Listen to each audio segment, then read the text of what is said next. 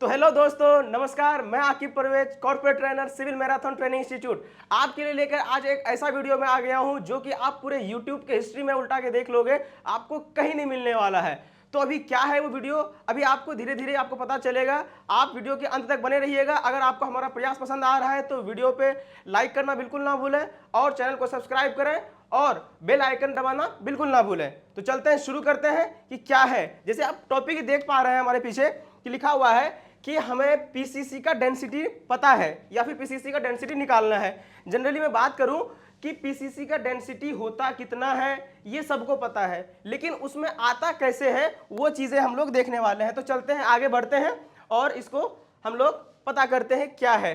तो सबसे पहले मैं अगर आपसे बात करूं, जहां देख पा रहे हैं कि डेंसिटी का फॉर्मूला एक होता है जिसमें कि टोटल वेट और वॉल्यूम से डिवाइड कर देते हैं तो हमें डेंसिटी पता चल जाता है। मैं इसको आपको आसान भाषा में समझाता हूं। यूं समझिए कि 1 मीटर लंबा, 1 मीटर चौड़ा और 1 मीटर गहरा मतलब ऊंचा, उसका आपने वॉल्यूम निकाल लिया। मतलब क्या हुआ कि 1 मीटर क्यूब कोई जगह है, कोई स्पेस है,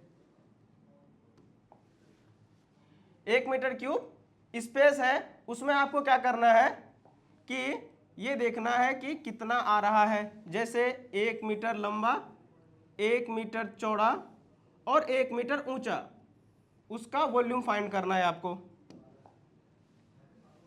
1 मिनट,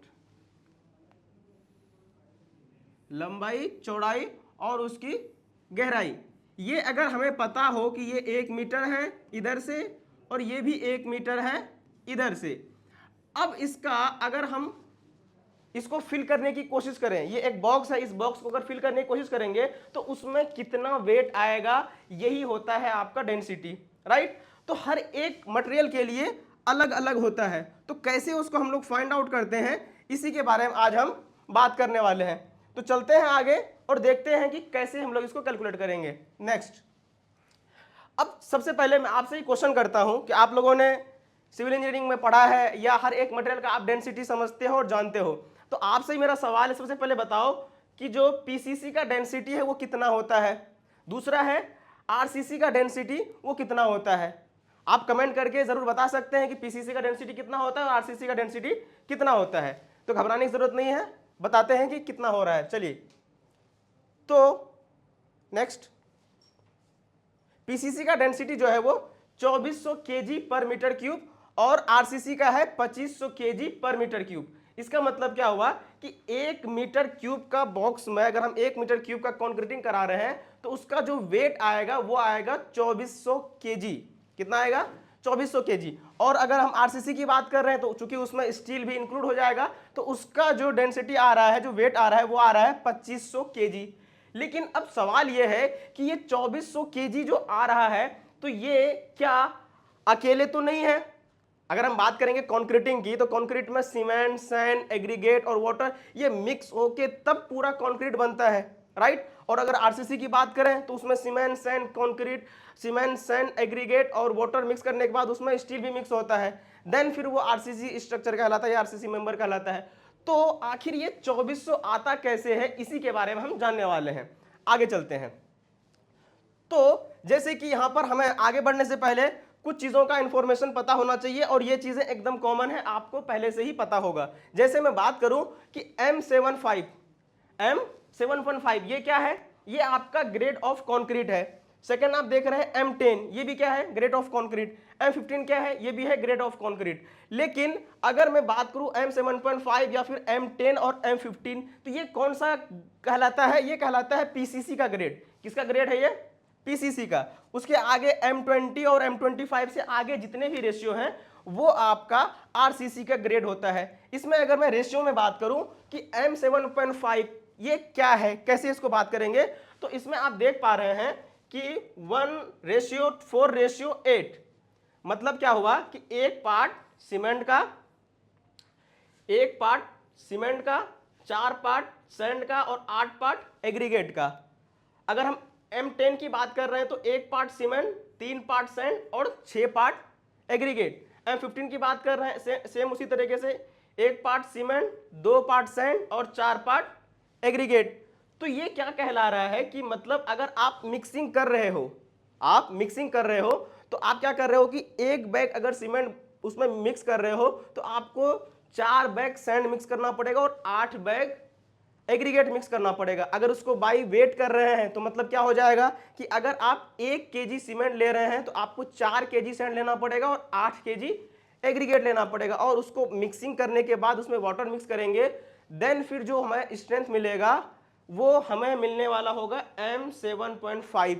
अब एक बात मैं आपको बता देना चाहूंगा, यहां पर M7.5 इसका मतलब क्या है, तो M का मतलब होता है मिक्स, M का मतलब है मिक्स, और ये 7.5 क्या है, ये है स्ट्रेंथ। कौन सा स्ट्रेंथ, कंप्रेसिव स्ट्रेंथ, मतलब आफ्टर 28 डेज ये जो हमें स्ट्रेंथ देगा ये देगा 7.5 न्यूटन पर mm²।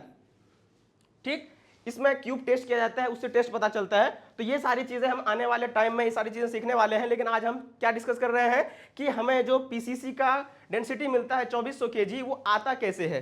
तो आगे बढ़ते हैं, आगे चलते हैं।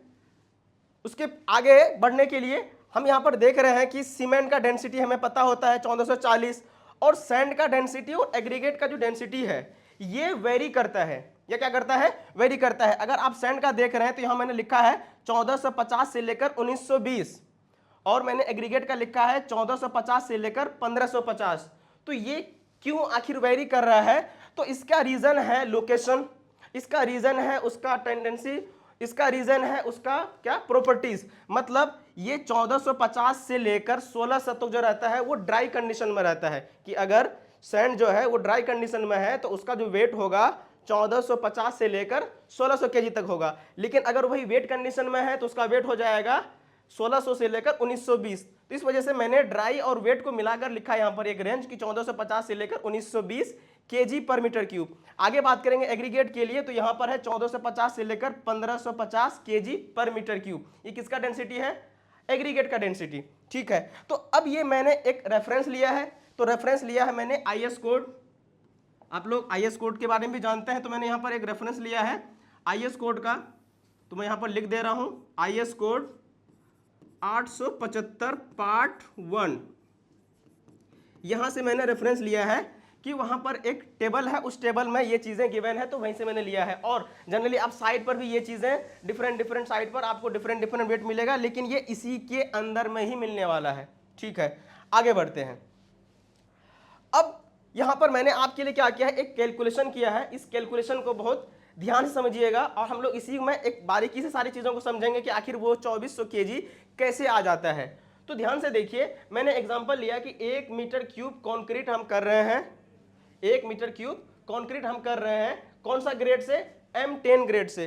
तो उसका रेशियो पीछे आपने देखा था, क्या था, 1:3:6, मतलब 1 पार्ट सीमेंट का, 3 पार्ट सैंड का, और 1 पार्ट सीमेंट का, 3 पार्ट सैंड का, और 6 पार्ट एग्रीगेट का। तो ये मिक्सिंग करने के बाद जब उसमें वाटर मिक्स करेंगे तो उसका जो स्ट्रेंथ आएगा वो आएगा M10, राइट। तो हम बात कर रहे हैं कि ये मिक्सिंग किसका, सीमेंट, सैंड और एग्रीगेट का। तो जब मिक्सिंग होती है तो उसको बोलते हैं कंक्रीट। मतलब कंक्रीट क्या, cement plus sand plus aggregate, और उसमें पानी जब मिला देते हैं तो वो हमारा कहलाता है कंक्रीट। ठीक, अब कंक्रीट भी जो है वो 2 कंडीशन में है। अगर हम उसमें पानी नहीं मिला रहे हैं तो वो ड्राई कंडीशन में है, लेकिन जब उसमें पानी मिक्स हो गया तो वो कौन सा कंडीशन हो जाएगा, वेट कंडीशन। तो आप हमें बताओ कमेंट करके कि अगर हम किसी भी का वॉल्यूम निकालेंगे, किसी एलिमेंट का वॉल्यूम निकालेंगे, तो वो वेट कंडीशन में रहेगा या फिर ड्राई कंडीशन में रहेगा। तो उसके लिए यहां पर हमने एक आपको दे दिया है कि ये सीमेंट, सैंड, एग्रीगेट और वाटर का मिक्सिंग करके हम कंक्रीट बना रहे हैं। तो हमें निकालना है, क्या निकालना है कि सीमेंट कितना केजी लगेगा, सैंड कितना केजी लगेगा, एग्रीगेट कितना केजी लगेगा, और पानी कितना केजी लगेगा। तो इसमें देखिए कि मैंने यहां पर आपके लिए एक फॉर्मूला लिखा है। क्या फॉर्मूला लिखा है, wet volume multiply dry coefficient. क्या है, wet volume multiply dry coefficient और पार्ट ऑफ मटेरियल, मतलब हम सीमेंट निकाल रहे हैं, सैंड निकाल रहे हैं, एग्रीगेट निकाल रहे हैं, तो उसका पार्ट। उसके बाद डेंसिटी ऑफ मटेरियल, कि हम सीमेंट का कितना डेंसिटी है, सैंड का कितना डेंसिटी है, एग्रीगेट कितना डेंसिटी है, वो पीछे अभी हमने देखा है। तो उसका हम क्या करेंगे, मल्टीप्लाई करेंगे, और ये सबको मल्टीप्लाई करने के बाद हम डिवाइड कर देंगे सम ऑफ रेशियो से, सम ऑफ रेशियो। मतलब क्या हुआ, मैं आपको थोड़ा समझा दे रहा हूं कि कहने का मतलब क्या हुआ कि जो ये फॉर्मूला है, इस फॉर्मूले में आपको क्या करना है, पुट करना है, वैल्यू को क्या करना है, पुट करना है। तो आप ध्यान से देखिए कि हम यहाँ पर सीमेंट निकालने के लिए चल रहे हैं। क्या निकाल रहे हैं, सीमेंट निकाल रहे हैं। तो 1 मीटर क्यूब, क्योंकि हम कितना का निकाल रहे हैं, 1 मीटर क्यूब कंक्रीट का निकाल रहे हैं, तो यहाँ पर हमने लिख दिया 1 और मल्टीप्लाई किया, ये है ड्राई कोफिशिएंट 1.54। अब ये क्या है 1.54, क्यों आखिर हम यहाँ पर 54% ही ले रहे हैं, तो इसके लिए आने वाले टाइम में आपके पास वीडियो आएगा, उसको आप जरूर देखिएगा, तो वहां से आपको पता चल जाएगा। मैं अभी आपको शॉर्ट में बता रहा हूं कि ये कैसे आ रहा है। ये समझ लो कि जब कंक्रीट आप तैयार कर रहे हो, कंक्रीट तैयार करने के लिए आपको सीमेंट लग रहा है, सैंड लग रहा है, एग्रीगेट लग रहा है और पानी लग रहा है, ठीक। तो जब मिक्सिंग करने के बाद कंक्रीट हो रहा है, तो आप बताओ कि सीमेंट में वाइट्स होगा क्या किसी भी तरीके का, तो नहीं होगा। सैंड में होगा क्या, तो बिल्कुल होगा। तो सैंड में जनरली 20% जो है वाइट्स पाया जाता है, और एग्रीगेट की बात करें तो इसमें 30 से लेकर 35% तक क्या होता है, आपका वाइट्स पाया जाता है। और वाटर तो वाटर है, उसमें तो बिल्कुल नहीं होगा, इसमें क्या हो जाएगा, 0% हो जाएगा। तो आप देखो कि अगर हम सारे परसेंटेज को जोड़ दें तो कितना हो रहा है, 20 और 30, तो कितना हो गया 50, या फिर 20 और 35 कितना हो गया 55। मतलब ये कहां से कहां तक जा रहा है, 50% से लेकर जा रहा है 55% तक। मतलब जब चारों को हम ड्राई कंडीशन में मिक्स करेंगे तो उसमें 50 से 55% तक वाइट्स होगा। वही जो वाइट्स है उसको कम करने के लिए हमें एक्स्ट्रा वॉल्यूम लेना पड़ता है, वही है आपका क्या, ड्राई कोफिशिएंट। इसका निकालने का एक और तरीका है जो कि मैं आने वाली वीडियोस में आपको बताऊंगा, तो बने रहिएगा। तो हमने क्या लिखा कि हमारा जो आपका कंक्रीट है उसका और जो ड्राई कोफिशिएंट है उसका, उसके बाद हम क्या लिए हैं यहाँ पर 1। ये 1 क्या है, देखो क्या फॉर्मूला में लिखा हुआ है, पार्ट ऑफ मटेरियल। मतलब ये पार्ट सीमेंट का है, ये सैंड का है और ये एग्रीगेट का है। तो सीमेंट का पार्ट कितना है 1, तो मैंने 1 लिखा। उसके बाद सीमेंट का डेंसिटी, सीमेंट का डेंसिटी अभी पीछे आपने देखा और यहाँ भी देखिए होता है 1440 kg पर मीटर क्यूब। मतलब 1 मीटर क्यूब के बॉक्स में अगर आप सीमेंट को रखोगे तो वहां पर आएगा 1440 kg, और यही वही उसका डेंसिटी कहलाता है। तो 1440, जब ये चारों को मल्टीप्लाई करेंगे और डिवाइड करेंगे 10 से, तो हमारे पास वेट आ रहा है 221 kg, 221.76 kg। आप कैलकुलेट करके भी देख सकते हो। सेकंड हम चल रहे हैं सैंड की तरफ, तो सेम 1 मीटर क्यूब हमारे पास क्या है, कंक्रीट है, उसमें ड्राई कोफिशिएंट से हमने मल्टीप्लाई किया, और यहाँ पर देखो 3 है। 3 मतलब क्या, अब देखो सैंड का कौन सा पार्ट है, 3, तो यहाँ पर हमने 3 रख दिया। और सैंड का आपने देखा था कितना था लिखा हुआ, 1450 से लेकर 1920 kg पर मीटर क्यूब, इतना था। तो हमने अभी यहाँ पर ले लिया है पहला वाला ही 1450 kg, ठीक। अब फिर से मल्टीप्लाई करके डिवाइड करेंगे 10 से, तो हमारे पास एक वेट आ जा रहा है, वो वेट आ रहा है 669.90 kg, मतलब 669.90 kg। ये हमारे पास क्या आ रहा है, सैंड की क्वांटिटी आ रही है, ठीक। आगे बात करेंगे, आगे आप देख पा रहे हैं, आगे देखिए अब एग्रीगेट का। तो एग्रीगेट में क्या है, फिर से हम निकाल रहे हैं। तो 1 मीटर क्यूब हमारा क्या है, कंक्रीट है, उसमें ड्राई कोफिशिएंट से हमने मल्टीप्लाई किया। अब जो एग्रीगेट का पार्ट है, मतलब ये लास्ट वाला 6, इसको हमने रखा और एग्रीगेट का डेंसिटी से हमने मल्टीप्लाई कर दिया। देखो वॉल्यूम को अगर हमें केजी में कन्वर्ट करना है, मास में कन्वर्ट करना है, तो उसके लिए हमें मल्टीप्लाई करना होता है डेंसिटी से, ये आप शायद जानते होंगे। तो हमने बस वही मल्टीप्लाई किया है। देन फिर हमने क्या किया है, पार्ट ऑफ मटेरियल का जो सारे रेशियो है उसको हमने डिवाइड कर दिया है। देखो यहाँ पर लास्ट में लिखा हुआ है सम ऑफ ऑल रेशियो, तो उस रेशियो से डिवाइड किया तो हमारे पास एक फिर से क्या आ गया, वेट आ गया है। तो देखो यहाँ पर हमारे पास किसका किसका वेट आ गया है, सीमेंट का वेट आ गया है, सैंड का वेट आ गया है और एग्रीगेट का वेट आ गया है, ठीक। लेकिन जब कंक्रीट बनाएंगे तो उसमें पानी भी मिक्स करना पड़े, तो पानी का क्वांटिटी कितना होगा उसके बारे में भी बात कर लेते हैं। तो देखो उसके लिए भी मैंने यहाँ पर एक छोटा सा फॉर्मूला लिख रखा है कि पानी कितना मिलाना पड़ेगा, हमें पानी कितना मिलाना पड़ेगा। तो उसके लिए ध्यान से देखिए क्या है कि जितना भी आपका पानी होगा वो कितना लगेगा, तो आता है उसका formula water cement ratio multiply weight of cement. मतलब जितना सीमेंट यूज होगा आपको मिक्सिंग करने में, कंक्रीटिंग बनाने में, उसके मल्टीप्लाई कर देना है आपको किससे, वाटर सीमेंट रेशियो से। अब ये क्या है वाटर सीमेंट रेशियो, अगेन फिर से एक क्वेश्चन है कि क्या है ये वाटर सीमेंट रेशियो। तो वाटर सीमेंट रेशियो के लिए हम प्रीफर करते हैं IS कोड 456/2000, ठीक।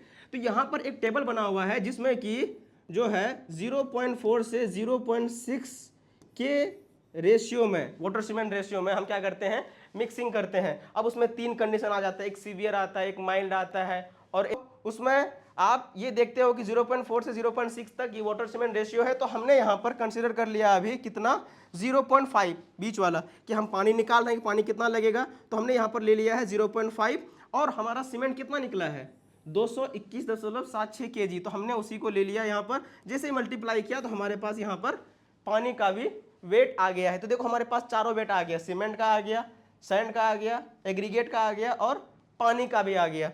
चलिए आगे इसको मिक्स करते हैं, ऐड करते हैं, देखते हैं कितना आ रहा है। नेक्स्ट, अब देखिए वही जो पीछे वाली स्लाइड में आपने देखा, उसी को हमने क्या किया है, यहाँ पर सबको बस ऐड कर दिया है। जो वहाँ पर लिखा हुआ था उसी को यहाँ पर मैं लेकर आ गया हूँ, और इसको ध्यान से देखिए कि वही क्वांटिटी है यहाँ पर, उतना ही। क्या है, सबसे पहले हम बात कर रहे हैं सीमेंट इतना ही था, सैंड इतना ही था, एग्रीगेट यही था, और आपका पानी इतना ही। जब हमने चारों को ऐड किया तो हमारे पास यहाँ पर फाइनल एक वैल्यू आया है जो कि है 2434.74 kg। मतलब क्या समझ में आया कि जब हमने सैंड का और एग्रीगेट का डेंसिटी लिया 1440, 1450 और 1550, उस कंडीशन में जो आया है वेट वो आया है 2434.74 kg। अगर आप उसके जगह पर 1600 ले लेते हो, उसके जगह पर आप 1550 ले लेते हो, तो वेरी करेगा, बिल्कुल वेरी करेगा। तो इसके लिए जो IS कोड है 875, जो IS कोड है आपका 875,